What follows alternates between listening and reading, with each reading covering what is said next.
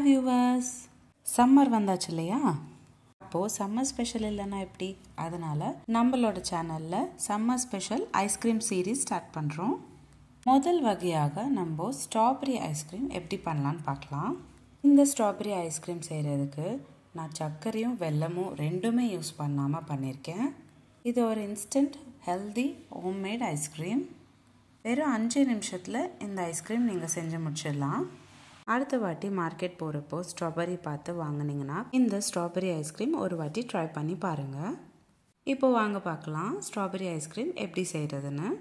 Strawberry ice cream இந்த மாதிரி நல்லா திக்காக கன்சிஸ்டன்சியில் வரணும், அதுவும் ரொம்ப கம்மியான பால் சேர்த்து அப்படின்றப்போ நம்ம ஸ்ட்ராபெரிஸ் எல்லாம் நல்லா ஃப்ரீஸ் பண்ணி வச்சுக்கணும். ஃப்ரீஸ் பண்ணி வச்சுருக்கிற ஸ்ட்ராபெரிஸ் மேலே இருக்கிற இலையெல்லாம் நீங்கள் கையால் நீக்கி விடுங்க.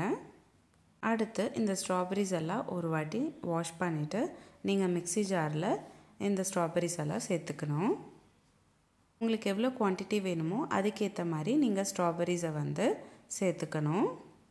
இப்போது நம்ம அடுத்த இன்க்ரீடியண்ட் தேன் சேர்த்துக்கிறேன்.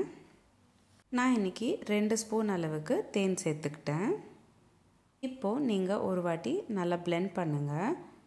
பிளெண்ட் பண்ணக்கப்புறம் இப்படி தான் இருக்கும். இந்த ஸ்டேஜில் 10 mlலேருந்து 15 ml போல் பால் சேர்த்துக்கிட்டு ரன் பண்ணிங்கன்னா இந்த மாதிரி நம்மளுக்கு கன்சிஸ்டன்சி ரெடி ஆகிடும். அதிகமாக பால் சேர்த்திங்கன்னா ஐஸ்கிரீம் டெக்ஸ்சர் வராது. அதனால் ரொம்ப கம்மியான அளவுக்கு பால் சேர்த்துக்கோங்க.